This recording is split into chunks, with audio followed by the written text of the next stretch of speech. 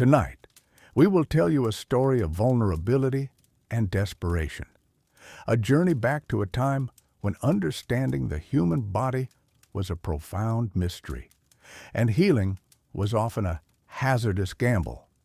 You will learn why medieval people viewed illness as a punishment from the heavens or a disruption of invisible forces, how they believed balancing four fundamental fluids within the body held the key to health, and why common remedies might have caused more harm than good. We will explore the world of barber-surgeons who performed gruesome procedures without understanding infection, witness the Church's powerful influence on healing, and confront the overwhelming horror of the Black Death, which exposed the terrifying limitations of their medical knowledge. This is a tale of a world where superstition often overshadowed science, and where the line between cure and catastrophe was perilously thin. Oh, and if you enjoy these stories that help you drift off into a peaceful night, please consider liking this video and subscribing to the channel. New sleep stories arrive here every single day.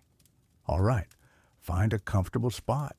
Let your mind slow its pace and take a deep, calming breath. Allow your body to sink into the softness of your bed or chair. Our story begins not with a specific disease, but with the fundamental worldview that shaped how people in the Middle Ages understood sickness itself. The world of medieval medicine was a realm shaped by a profound lack of understanding about the true workings of the human body, a world where the invisible causes of disease remained elusive, shrouded in mystery and superstition. For those living in the Middle Ages, illness was rarely seen as a purely physical phenomenon, a simple consequence of germs or physiological malfunction, concepts entirely unknown to them. Instead, sickness often carried a deeper, more ominous meaning, frequently interpreted as a direct manifestation of divine displeasure, a punishment from God for sins committed, or a test of one's faith. Imagine, if you will, a peasant suffering from a fever, his body racked with chills, his mind clouded by delirium. To him and to those around him, his affliction might not just be a sickness of the flesh, but a spiritual malady, a sign that he had strayed from the path of righteousness, or that some unseen malevolent force had taken hold. This spiritual dimension permeated every aspect of their lives, and especially their understanding of health and disease. It meant that seeking forgiveness, performing penance, or undertaking pilgrimages to holy sites were often considered as vital, if not more vital, than any physical remedy a healer might offer. The belief was that if the soul was out of balance with God, the body would inevitably follow, falling prey to ailments both minor and catastrophic. Yet, alongside this deep spiritual interpretation, there was also an attempt to rationalize illness within a natural framework, albeit one that was fundamentally flawed by modern standards. This framework was built upon an ancient Greek concept that had permeated European thought for centuries: the theory of the four humors. This was not merely a medical theory. It was a comprehensive worldview that sought to explain not only the human body, but also the very fabric of the universe. To the medieval mind, everything in existence, from the smallest pebble to the grandest celestial body, was composed of fundamental elements, and the human body was no exception.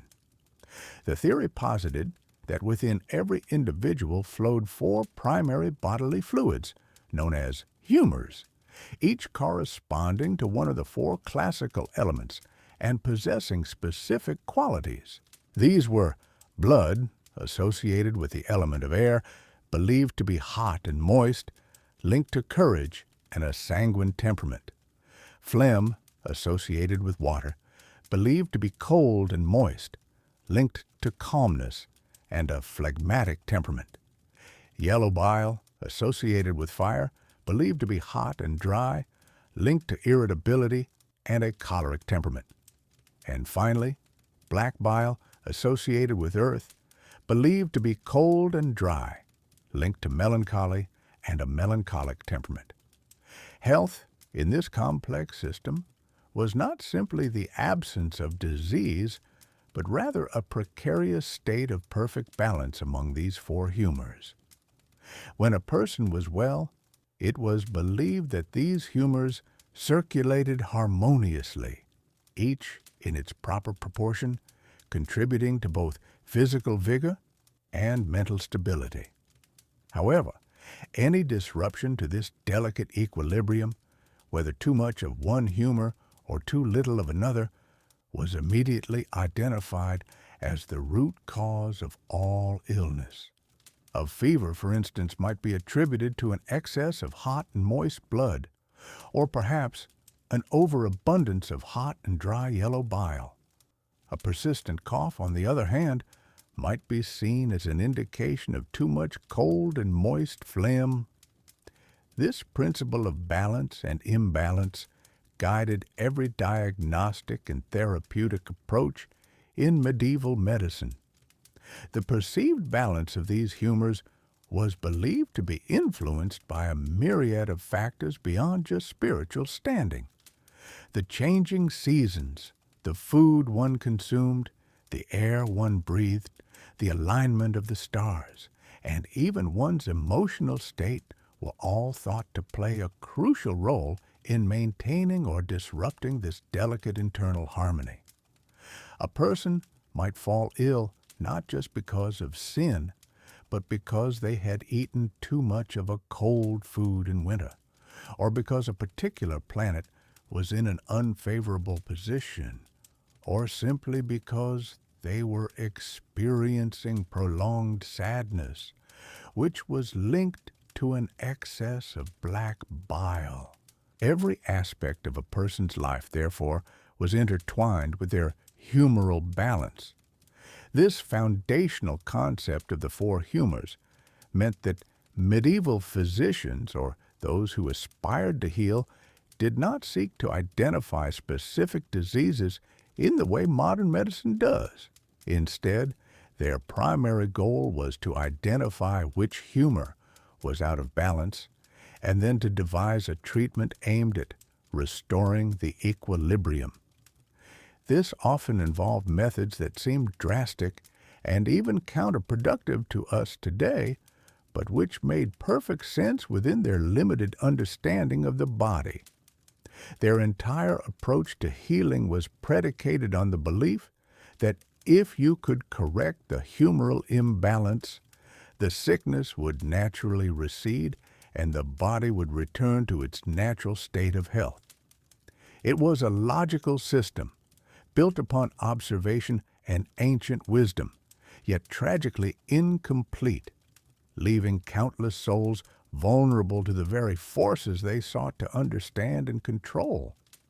This fundamental belief system would dictate every aspect of their medical practice, from the way they looked at a patient to the remedies they prescribed, often with truly terrifying consequences. This humoral theory, foundational to medieval medicine, posited that the human body was a miniature universe, mirroring the four classical elements: air, water, fire, and earth. Each of these elements corresponded to a specific humor, a vital fluid within you, influencing both your physical health and your temperament. Understanding these humors was the key to unlocking the mysteries of health and disease, or so it was believed. The first of these vital fluids was blood. It was considered hot and moist, associated with the vibrant element of air, and believed to originate primarily in the liver, circulating throughout the body.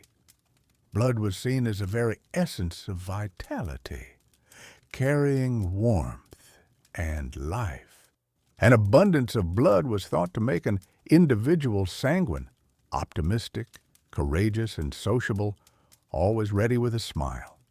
Yet, an excess known as plethora could lead to significant problems: raging fevers, inflammation, pleurisy, a painful swelling of the lining around the lungs, or even apoplexy, a sudden and severe loss of consciousness, often a stroke. To remedy this, physicians would aim to reduce the excess, often through deliberate bloodletting. Then there was phlegm, a humor believed to be cold and moist, linked to the calming yet sometimes stagnant element of water. It was thought to be produced primarily in the brain and lungs, associated with the lymphatic system. Individuals with a natural predominance of phlegm were considered phlegmatic, calm, rational, patient, and sometimes a little sluggish or dull.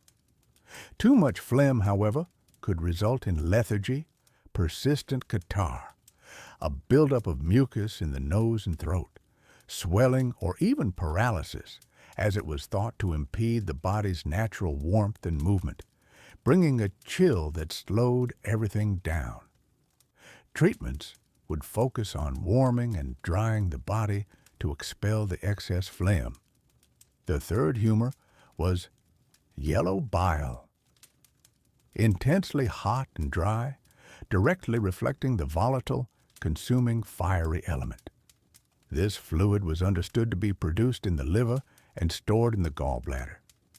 Those with a natural surplus of yellow bile were deemed choleric, energetic, ambitious, passionate, and unfortunately, often prone to sudden bursts of anger and irritability. An imbalance, an excess of this humor, could manifest as jaundice, turning the skin and eyes yellow, digestive issues, or uncontrolled fits of rage, as if a fire burned too fiercely within the body. Remedies for an excess of yellow bile involved cooling and moistening substances. Finally, there was black bile, cold and dry, associated with the heavy, unyielding element of earth. It was thought to originate in the spleen and stomach, influencing the melancholic temperament. A prevalence of black bile was linked to deep thoughtfulness, artistic inclination, but also a profound tendency toward sadness, introspection, and depression. An excess was believed to cause deep melancholy, severe mental anguish, digestive problems, and even certain types of cancer, solidifying and darkening the internal landscape, making one feel heavy and burdened. Treatments sought to warm and moisten the body to lighten this heavy humor. Health, in this medieval view, was a state of perfect eucrasia, a harmonious balance among these four humors. When you felt strong, vibrant, and clear-headed, it was because your humors were in equilibrium, flowing smoothly, each contributing its proper part to your overall well-being. But if this delicate balance was disrupted, if one humor became too abundant or too scarce, or if its qualities became corrupted, you entered a state of dyscrasia, which immediately signaled illness. The body, like a finely tuned instrument, was out of tune. The primary task of the medieval physician was to identify which humor was out of balance and then to restore equilibrium. If you presented with a fever, a rapid pulse, and flushed warm skin, the doctor might deduce an excess of blood, leading to treatment specifically designed to reduce it, such as opening a vein to let the blood flow out. If you suffered from persistent coughs, a feeling of coldness, and heavy limbs, an excess of phlegm might be suspected, prompting remedies to warm and dry the body, perhaps through strong herbal concoctions or even inducing vomiting to clear the system. Every symptom, every change in your physical or mental state was meticulously mapped back to these four fundamental fluids. This comprehensive theory provided a framework for understanding every aspect of human existence, from personality traits to the progression of disease. It influenced not only medical practice, but also philosophy, art, and even daily life. Patients and healers alike shared this common language, believing that by manipulating these internal fluids, they could influence the very essence of life and death. The methods for achieving this balance were often drastic and sometimes painful, involving practices like purging, bleeding, careful dietary changes, or the application of specific herbal remedies. These approaches, while seemingly crude by modern standards, were logical within the accepted scientific understanding of the time, forming the very backbone of all therapeutic interventions. Whether it was through diet, strong emetics, or invasive procedures, the ultimate goal remained the same: to coax the humors back into their rightful healthy alignment. This intricate system, while far removed from modern medical science, was the bedrock upon which all medieval healing practices rested, dictating the very nature of diagnosis and treatment for centuries, shaping the way people perceived their own bodies and the illnesses that afflicted them, body and soul. The medieval physician, tasked with discerning the specific imbalance causing a patient's suffering, relied on a blend of astute observation and deeply ingrained beliefs about the cosmos and divine will. The cornerstone of their diagnostic process, often the very first step, was a practice known as uroscopy, the examination of urine.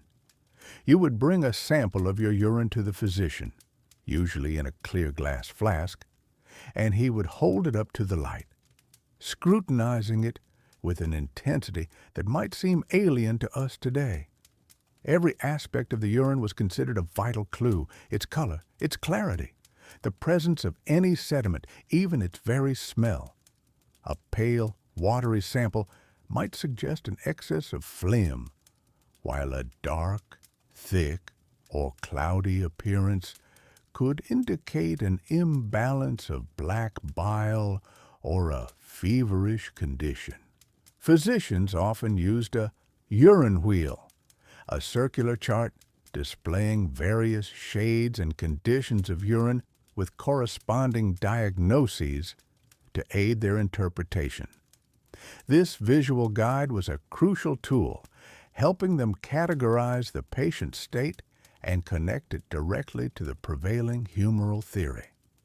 Following the uroscopy, the physician would often proceed to pulsology, the examination of the patient's pulse. While not as dominant as urine analysis, the pulse offered another window into the body's internal state. The physician would carefully place his fingers on your wrist, feeling for the rhythm, strength, speed, and volume of the beat. A weak, slow pulse might be interpreted as a sign of a cold and moist temperament, perhaps an excess of phlegm, while a rapid bounding pulse could point to an overabundance of hot blood or yellow bile, indicating a state of heightened heat or inflammation within the body.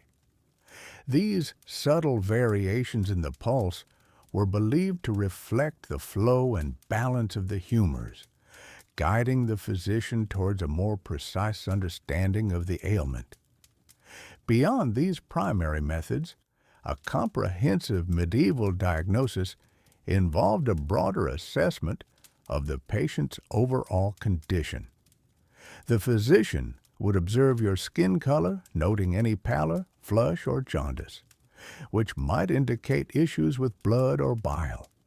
He would inspect your tongue, looking for coatings or changes in its surface, and listen to your breathing, noting any labored sounds or unusual patterns.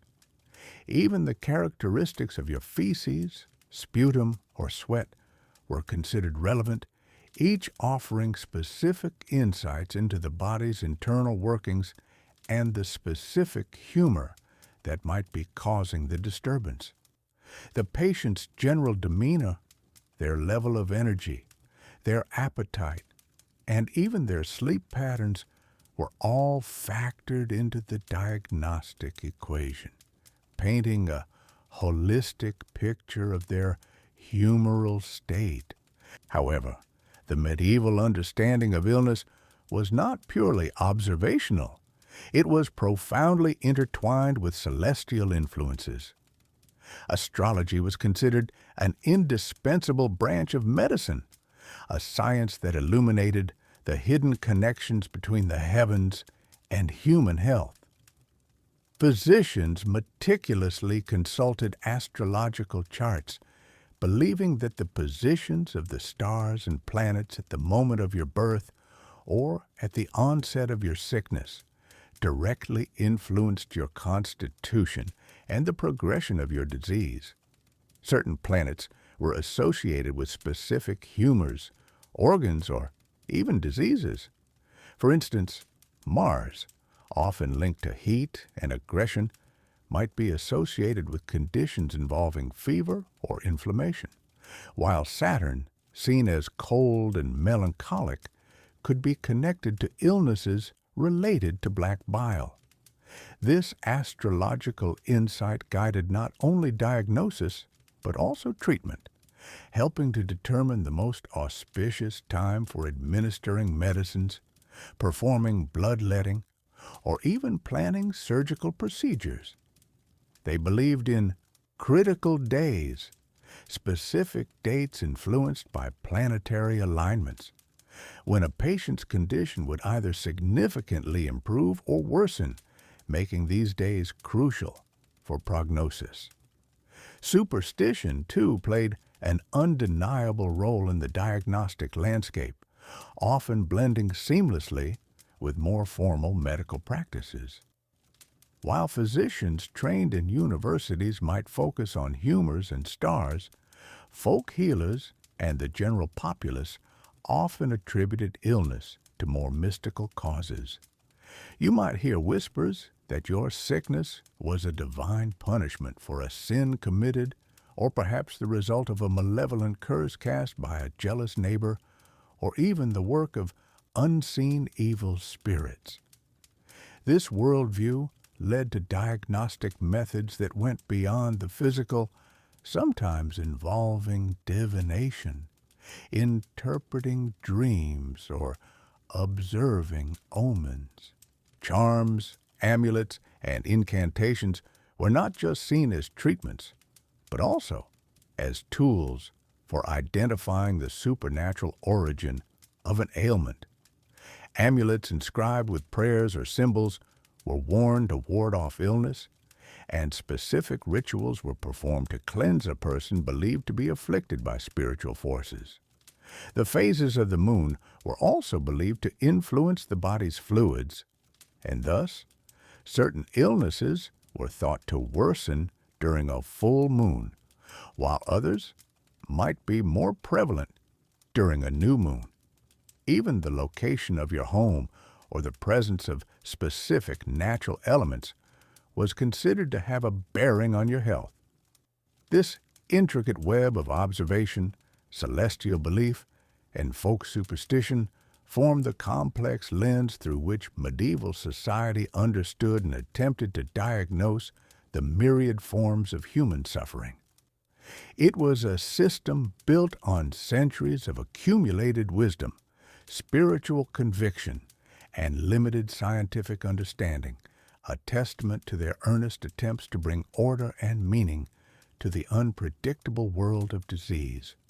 Once a diagnosis was made, often a precarious blend of astute observation and ancient belief, The path to treatment frequently led to practices that seem drastically invasive to us today, yet were considered standard and essential.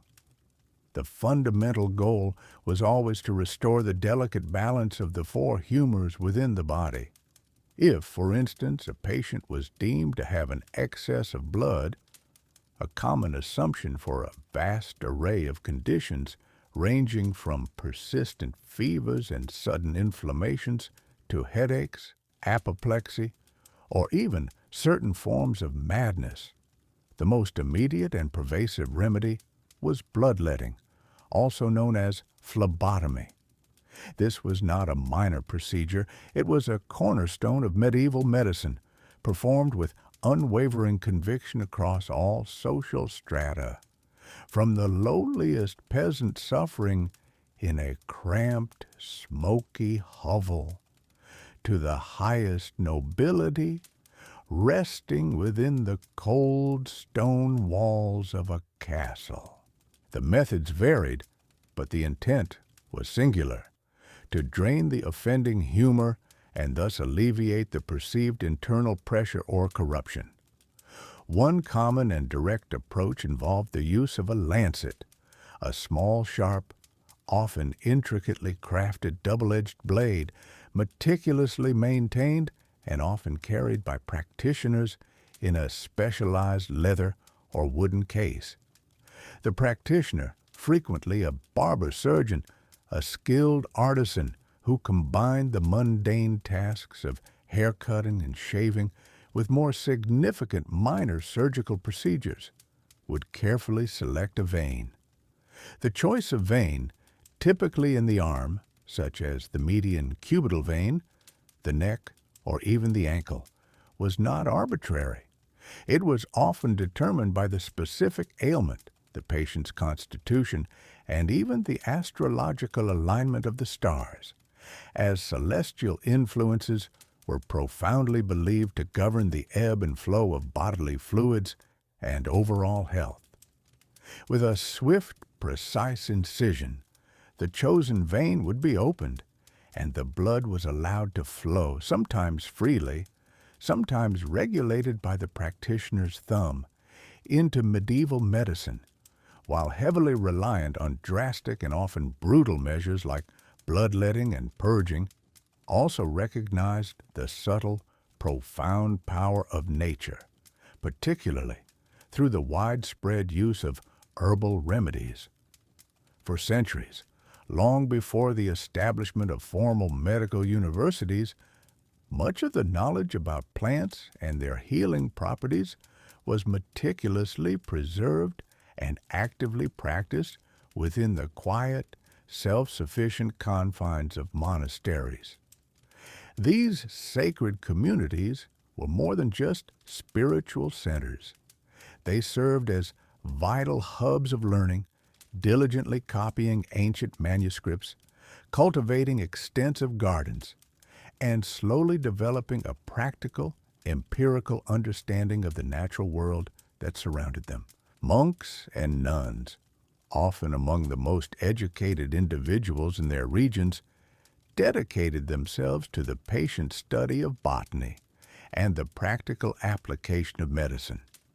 They carefully documented which specific plants could alleviate a burning fever, staunch a persistent bleeding wound, or gently soothe a troubled stomach. Their belief was rooted in the conviction that God had imbued nature with inherent healing virtues, and it was their solemn duty to discover and thoughtfully apply these divine gifts for humankind's benefit. Within their infirmaries, often quiet, cool spaces with stone walls and the scent of dried herbs, the ailing from nearby villages and weary pilgrims often found compassionate refuge and care otherwise scarce. Here, remedies were meticulously prepared from herbs grown in their own physic gardens, carefully tended and harvested according to seasonal cycles. You might observe a diligent monk grinding dried chamomile blossoms to calm a restless mind and induce sleep, or a compassionate nun preparing a warm poultice of comfrey leaves to aid in the mending of a fractured bone. The invaluable knowledge accumulated over generations of monastic practitioners was frequently compiled into herbals, beautifully illustrated manuscripts detailing the appearance, properties, and specific uses of a wide array of medicinal plants. These texts, copied by hand with painstaking care, represented a significant repository of practical medical information, albeit one built on centuries of observation and trial and error rather than systematic scientific inquiry. However, even this more practical and seemingly benign aspect of medieval healing was profoundly constrained by the era's limited scientific understanding. While some herbal remedies undoubtedly possessed genuine pharmacological effects, their application remained largely, if not entirely, guided by the pervasive humoral theory. A monastic healer might, for instance, prescribe a cold herb like mint or willow bark for a hot ailment such as a fever, or a dry herb like thyme or sage to address an excess of phlegm.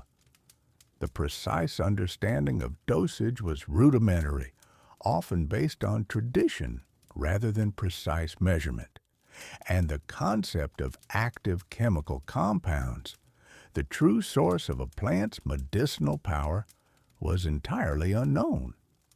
The perceived efficacy of a treatment could often be attributed as much to the patient's profound faith and the powerful placebo effect as to the plant's actual properties.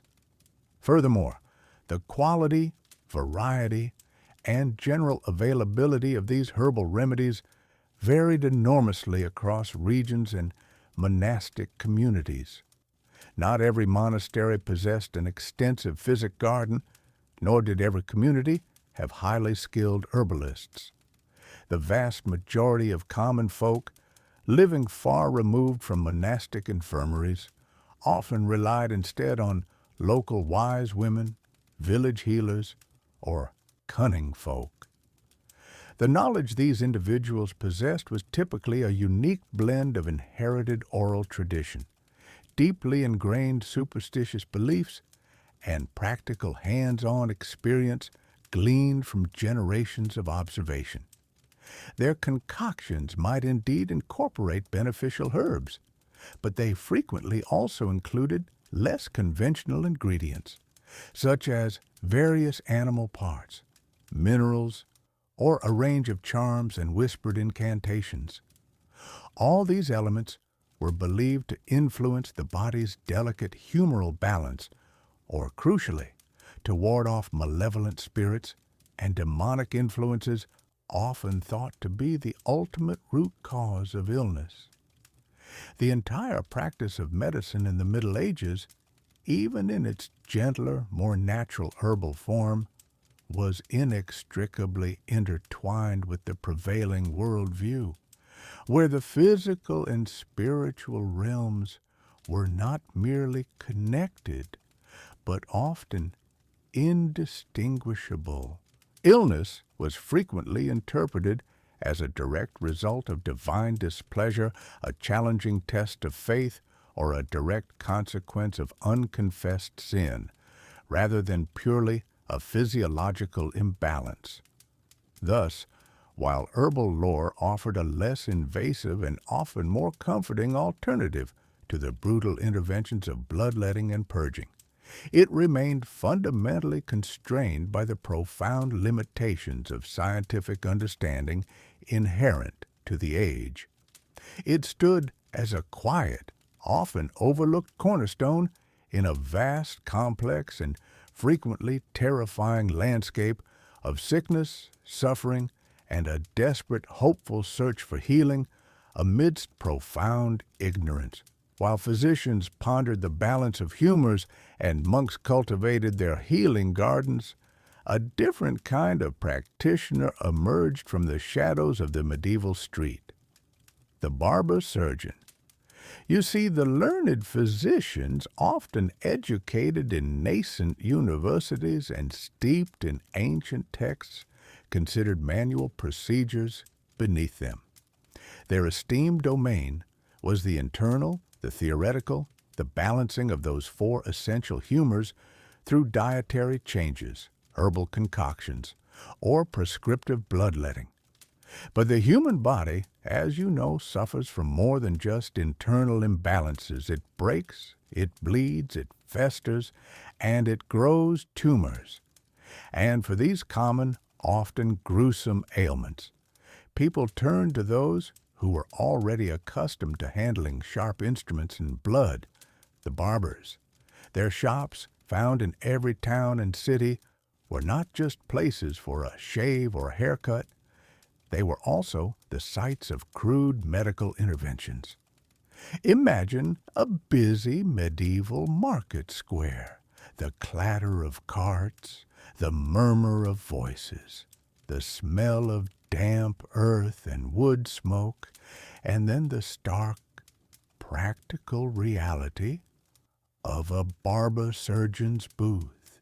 These individuals, with their distinctive striped poles, a symbol said to represent the blood-soaked bandages and the clean white ones used in their trade, were the front-line responders to physical trauma. They were the ones who would undertake tasks physicians deemed too vulgar or unscholarly. Their tools were crude, often terrifyingly so: rusty knives for incisions, heavy pliers for tooth extractions, sometimes pulling not just the aching tooth, but neighboring ones too, saws for amputations, and lancets for bloodletting. This last procedure, bloodletting, was a cornerstone of medieval medicine, believed to expel excess humors, alleviate fevers, and even cleanse the body of evil spirits. While physicians often prescribed it, it was almost exclusively the barber surgeon who performed it, opening a vein with a swift, often clumsy cut, or applying leeches to drain the bad blood from a swollen area. Their work was immediate and brutal, a desperate gamble against pain and infection. If a limb was crushed in an accident, perhaps by a falling stone or in a skirmish, or infected beyond hope, it was the barber surgeon who would perform the amputation, often without anesthesia beyond a strong drink of ale or wine, or a swift blow to the head to induce unconsciousness, and certainly without any understanding of sterilization. The agonizing screams of the patient, the swift, desperate strokes of the saw biting through bone, the chilling snap of bone, these were common sounds in their makeshift operating theaters, often just a corner of their shop or a portable tent.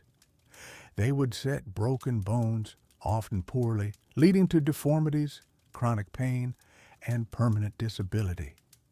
They would lance boils and abscesses, trying to drain the pus, believing it to be a manifestation of harmful humors or a physical representation of sin. Basic wound care involved poultices of various herbs, animal dung, or even cobwebs applied directly to open wounds. These applications, far from sterilizing, introduced more infection than they prevented, often leading to gangrene and further complications, leaving the patient worse off than before. The concept of hygiene, as we understand it today, was completely absent from their practice. Hands were rarely washed, instruments were reused without cleaning from one patient to the next, and the same cloths used to wipe blood or pus might be used again, day after day. Infections were rampant, and often the cure was more deadly than the original ailment. Many who survived the initial trauma succumbed to septicemia, a widespread infection that medieval practitioners had no means of combating, lacking knowledge of bacteria or effective antibiotics. The stench of unwashed bodies, stale blood, and festering wounds would have permeated their workspace, a grim testament to the constant presence of disease. Despite their vital, if gruesome, role, barber-surgeons were generally considered a lower class of medical professional, far beneath the university-trained physicians. They learned their craft through hands-on apprenticeship, practical experience, and often a brutal process of trial and error that carried a high cost in human lives. They were not concerned with the theoretical underpinnings of disease, the scholastic debates of the universities, but with the practical, observable manifestations of injury and infection. They were the ones who dealt with the visible, the tangible, the immediate suffering, often in the public eye, their methods direct and visceral. Their existence highlighted the vast chasm between the intellectual pursuits of physicians who diagnosed and prescribed and the raw, unrefined necessities of physical intervention, a divide that would persist for centuries. These were the men who, for better or worse, held the sharp edge of medieval medicine in their hands, a stark reminder of the era's brutal approach to healing. While barber-surgeons dealt with the visible wounds and ailments, another powerful force profoundly shaped the understanding and practice of medicine: the Church. The Church was not just a religious authority, it permeated every facet of life, shaping how people perceived and responded to sickness. For many, illness was interpreted through a theological lens, often viewed as a divine punishment for sins, a trial sent by God to test one's faith, or a natural consequence of humanity's fallen state. This belief meant that true healing was not just about the body, but fundamentally about the soul's salvation. Confession, repentance, and fervent prayer were considered vital components of any path to recovery. Priests frequently acted as spiritual healers, offering blessings, anointing the sick, and even performing exorcisms for those believed to be afflicted by demonic possession, especially in cases of severe mental distress or unexplained physical symptoms. The very air in churches and cathedrals, thick with the scent of old stone and lingering incense, was thought to hold a certain sanctity, conducive to spiritual well-being. Holy relics, such as fragments of saints' bones, pieces of their clothing, or objects touched by holy figures, were believed to possess miraculous healing powers. Devout individuals and desperate families would undertake arduous journeys, sometimes across vast distances, to touch or simply be in the proximity of these sacred objects, hoping for a divine intervention that ordinary remedies could not provide. These were not just acts of piety. They were often seen as legitimate medical endeavors, a direct appeal to a higher power when all earthly efforts had failed. Pilgrimages to renowned holy sites, like the shrine of Thomas Becket at Canterbury in England or the distant Santiago de Compostela in Spain, became common medical journeys. Sufferers, often carried on crude stretchers or assisted by weary family members, endured immense hardship on these travels, convinced that a visit to a sacred place could bring about a miraculous cure. Imagine the slow, painful progress along muddy tracks, the aching limbs, the constant hope, and the quiet despair, all under the watchful, often indifferent sky. Monasteries, beyond their role in preserving ancient herbal knowledge, also served as de facto hospitals, particularly for the poor, the infirm, and travelers. Monks and nuns, bound by vows of Christian charity, provided basic care, comfort, and crucial spiritual solace. Their approach was holistic, addressing both the physical suffering and the spiritual state of the patient, guiding them through prayers and scripture. These monastic infirmaries, with their cold stone walls and dim light, were often the only places offering any form of organized care outside of one's home.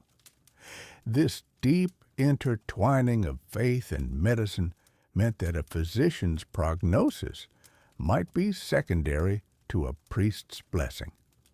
If a patient recovered, it was overwhelmingly attributed to God's mercy and divine intervention, rather than solely to the physician's skill or the barber-surgeon's crude cuts.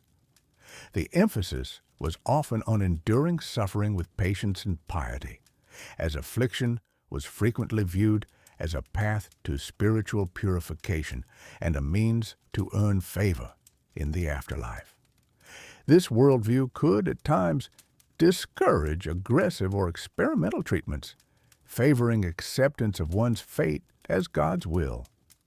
Even as early medical universities slowly began to emerge in centers like Salerno and Montpellier, the Church maintained a strong oversight, ensuring that medical teachings did not contradict theological doctrine. Practices such as human dissection, crucial for anatomical understanding, were viewed with suspicion for a long time due to deeply held beliefs about the sanctity of the human body and the hope of bodily resurrection. Though not entirely forbidden, they were certainly restricted and rare. The Church's pervasive influence meant that for many, particularly the vast majority of the rural poor, spiritual intervention was the first and often the only form of medicine available. It provided a comprehensive framework for understanding inexplicable diseases and offered profound hope in a world where effective cures were rare, pain was common, and death was an ever-present specter. The solemn whispers of prayers mixed with the faint groans of the sick and the distinct scent of frankincense and myrrh used in religious rites mingled with the earthy odors of illness and unwashed bodies, creating and yet all these beliefs and practices, whether rooted in ancient theory or divine faith, were about to face their ultimate devastating test with the arrival of a scourge unlike any seen before, a force so potent it would shatter the foundations of medieval society and expose the profound limitations of its medical understanding. This was the Black Death, a pandemic that swept across continents, leaving an unimaginable trail of death and despair in its wake. Originating in the vast steppes of Central Asia, the plague, caused by the bacterium Yersinia pestis, began its westward journey along ancient trade routes. It traveled with merchants and their goods, harbored by rats and carried by their fleas. In 1347, the first ships carrying the infected arrived in Messina, Sicily, from the Black Sea. Sailors, already dying, bore the telltale signs, agonizing swellings known as buboes in their armpits, groin, and neck, which often turned black, giving the disease its grim name. From Sicily, it quickly spread across the Italian peninsula, then into France, Spain, and North Africa. By 1348, it had reached England and Scandinavia, consuming Europe with terrifying speed. The very air seemed to thicken with dread, heavy with the scent of decay, and the silent, invisible enemy moved from village to town, from city to remote hamlet, sparing almost no one. The symptoms were horrific and swift. Victims would first experience a sudden onset of fever, chills, and profound weakness. Soon, the buboes would appear, swollen and painful, sometimes as large as an apple, oozing pus. Internal bleeding caused dark blotches on the skin, a grim mark of the disease's progress. Death often followed within days, sometimes even hours. The sheer speed and lethality of the plague overwhelmed every existing system. There was no time to mourn, no space to bury the dead properly. Priests died tending to the sick, doctors succumbed trying to understand, and grave diggers themselves fell victim, unable to keep up with the endless procession of the lifeless bodies. Entire families vanished within days. In the face of such an unprecedented catastrophe, medieval medicine found itself utterly helpless. The elegant theories of humoral balance offered no explanation for this new, terrifying illness. Physicians, trained in the universities and steeped in the wisdom of Galen and Hippocrates, were at a loss. They tried the familiar treatments. Bloodletting was performed with increasing desperation, but it only weakened the already frail patients, often accelerating their demise. Purging with emetics and laxatives was attempted, but it merely dehydrated and exhausted those fighting for life. Herbal remedies, usually relied upon for everything, proved as useless as water against a raging fire, unable to stem the tide.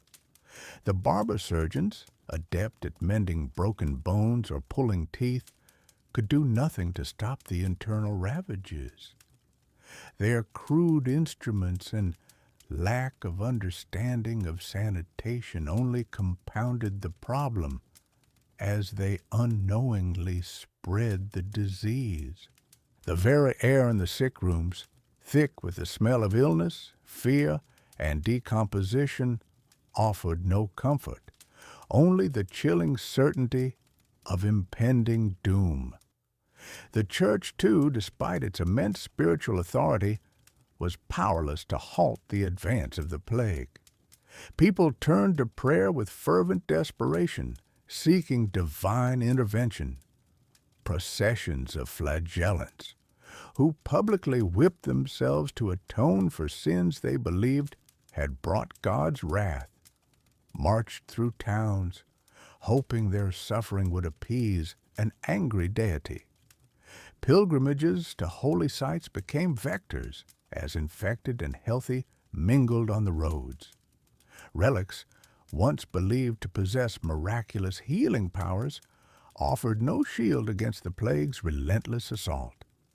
The sheer scale of death, often wiping out entire families, led to a profound crisis of faith. If God was just, why were so many innocent dying? If the church held the keys to salvation, why could it not save its flock from this earthly hell? Widespread panic and profound fatalism gripped the populace. Some rudimentary attempts at public health measures were made, born more of fear than a scientific understanding. Cities began to close their gates to travelers from infected areas, a primitive form of quarantine. Ships arriving in ports were sometimes forced to wait offshore for a period, a practice that would later evolve into more structured quarantine protocols. The sick were sometimes isolated in their homes, marked with a cross on the door, or moved to designated plague houses outside city walls. However, these measures were often implemented too late, or were simply insufficient against a disease that spread with such terrifying efficiency. The understanding of contagion was nascent at best, limited to vague notions of bad air or miasma. The Black Death ultimately claimed an estimated 30% to 50% of Europe's population, a staggering loss of life that reshaped the continent's demography, economy, and social structure. It was a period of overwhelming despair, where the living envied the dead, and the future seemed to hold nothing but further desolation. The plague did not merely kill. It exposed the vulnerabilities of a society that believed it understood the world through divine and philosophical constructs. It revealed, with brutal clarity, that the medical knowledge of the age was utterly inadequate, a nightmare from which there seemed no awakening. This catastrophic failure of existing medical practices, though horrifying, would eventually, much later, plant the seeds of doubt that would slowly, over centuries, begin to challenge the old ways and pave the path for a new, more empirical approach to understanding human illness. The profound trauma of the Black Death lingered for generations, a grim reminder of humanity's fragility in the face of nature's indifference.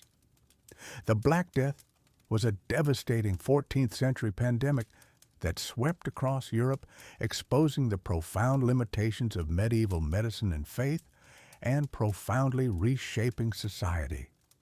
Yet, even beyond the terror of plagues, the medieval world grappled with other ailments that were just as profoundly misunderstood, perhaps even more so because their true nature defied the prevalent theories of humors or divine wrath in clear ways.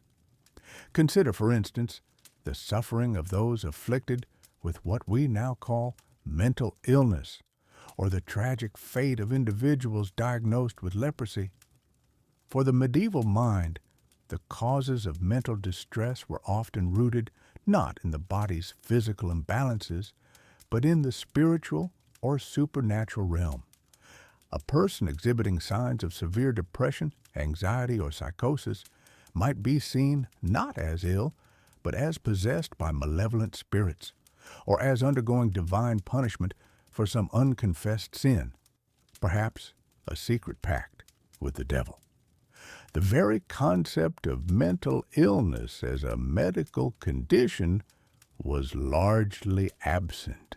Instead, the afflicted might be taken to the church, where priests or monks would perform elaborate exorcisms, believing they could expel the demons tormenting the soul through ritual prayers, holy water, sacred relics. Imagine the cold, echoing stone walls of a monastery, filled not with the quiet hum of prayer, but with the desperate cries of someone battling unseen forces, surrounded by the solemn chants of the clergy, their faces grim with determination, convinced they were witnessing a spiritual struggle. Prayers and pilgrimages to holy sites, like the shrine of a saint known for healing, were common remedies, seeking divine intervention where human understanding failed entirely. In some cases, more extreme measures were employed, such as physical restraint to prevent the individual from harming themselves or others, or even crude trepanation, the drilling of a small hole into the skull in the misguided belief that it would release the trapped evil spirits from the mind. Herbal remedies, too, were sometimes used, but often with the aim of cleansing the body of impurities that might attract malevolent influences, rather than addressing any specific neurological or psychological cause. There was little compassion in the modern sense, rather a fearful pity, a sense of, there but for the grace of God go I, as society viewed these individuals with a mixture of dread and a desperate hope for their spiritual salvation. Leprosy, a chronic bacterial disease, presented a different yet equally terrifying challenge. Unlike mental illness, its physical manifestations were stark and undeniable, disfiguring lesions, nerve damage, and the gradual decay of extremities.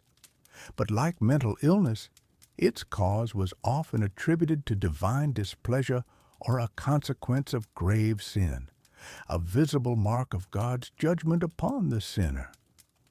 The fear of contagion was immense, though the precise mechanisms of transmission were unknown. leading to widespread panic at any suspected case. This intense fear led to extreme social isolation for those diagnosed with the disease. Lepers, as they were called, were often declared legally dead by the church through a solemn ceremony, stripped of their possessions and banished from society, effectively becoming outcasts. They were forced to live in segregated communities known as lazarets or leper colonies, often located far from towns and villages, desolate places where the air hung heavy with the smell of decay and despair. Imagine the distinct, mournful sound of a leper's bell or a wooden clapper, which they were compelled to carry and ring to announce their presence, a constant auditory warning to others to keep their distance, a sound that echoed their profound loneliness. The sight of their disfigured faces and bandaged limbs evoked a mixture of profound pity and visceral revulsion, ensuring their continued ostracization. There was no known cure, and treatments were largely palliative or spiritual. Prayers for a good death, attempts at purification through specific diets believed to cleanse the body, or the application of various poultices that offered little actual relief from the progression of the disease. The isolation was absolute, a living death, where the afflicted were cut off entirely from family, friends, and the ordinary comforts of human interaction, left to suffer in quiet desperation.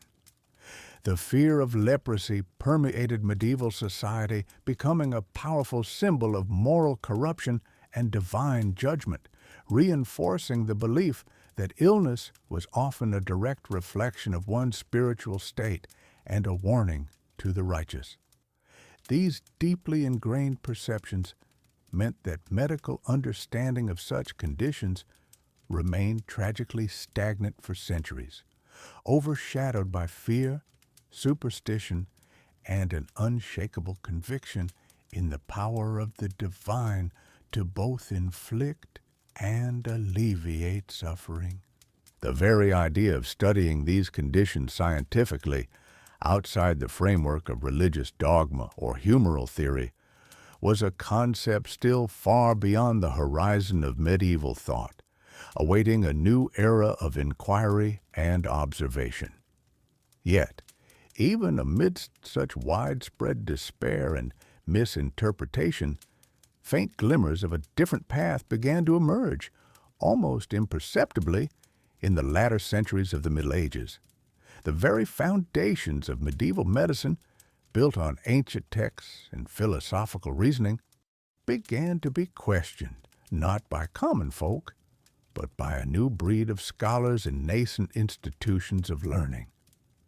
These were the first universities, rising from monastic schools and cathedral academies, slowly becoming centers where knowledge was not just preserved, but also cautiously, truly investigated. The University of Salerno in southern Italy is often regarded as one of the earliest and most influential medical schools in Europe, flourishing from the 10th century onwards. It was a place where Greek, Latin, Arabic, and Jewish medical traditions converged, creating a unique intellectual melting pot. Here, physicians began to move beyond purely theoretical discussions, emphasizing practical observation and a more systematic approach to teaching. Though still heavily influenced by humoral theory, Salerno laid some of the groundwork for a more empirical method, a subtle shift that would, over centuries, redefine the very nature of healing. Other universities followed, such as those in Bologna and Padua in Italy and Paris in France, gradually establishing faculties of medicine. These institutions, initially slow to challenge established dogmas, nevertheless provided a space for intellectual discourse and the formal training of physicians, a stark contrast to the often informal and inherited knowledge of earlier practitioners. One of the most profound yet controversial changes that slowly took root in these emerging universities was the cautious reintroduction of human dissection. For centuries, the study of the human body through direct observation was largely forbidden or severely restricted, primarily due to religious objections and societal taboos surrounding the sanctity of the deceased. Knowledge of anatomy was therefore derived almost entirely from ancient Greek and Roman texts, particularly the works of Galen, a physician whose theories, though brilliant for his time, contained inaccuracies because he had largely studied animals, not humans. The first documented public dissections in Europe occurred in the late 13th and early 14th centuries, often performed on the bodies of executed criminals. These were rare events, typically conducted under strict conditions, with a lecturer reading from Galen while a barber-surgeon performed the actual cutting, often in a hurried and superficial manner.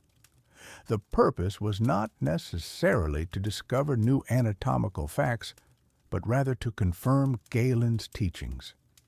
Yet, even in this limited form, the act of direct observation, of seeing the internal workings of the human body with one's own eyes, was revolutionary.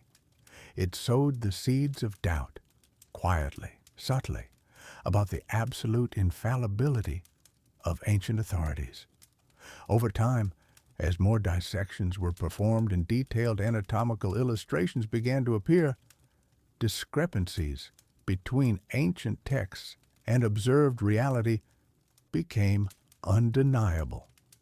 This slow, painstaking process of direct anatomical investigation would eventually lead to a profound understanding of the human body, fundamentally challenging the humoral theory and paving the way for modern physiological and pathological understanding. This period, though still deeply rooted in medieval thought, marked the very first tentative steps towards a more scientific approach to medicine. It was a time when the seeds of skepticism were sown, when the authority of observation began, however faintly, to challenge the authority of tradition. The formalization of medical education, the establishment of a curriculum, and the cautious embrace of anatomical study were not immediate solutions to the nightmare of medieval disease, but they were crucial, foundational shifts. They were the earliest tremors of an intellectual earthquake that would, centuries later, completely transform the understanding of human health and illness. The world was still far from a true comprehension of disease, but within these university walls, a different kind of light, a light of inquiry and direct observation, was beginning to flicker, promising a future where medicine would be built not on ancient assumptions, but on verifiable knowledge and empirical evidence. These were the quiet beginnings of a revolution that would eventually lift humanity from the long shadow of medical ignorance, slowly, painstakingly, but inevitably.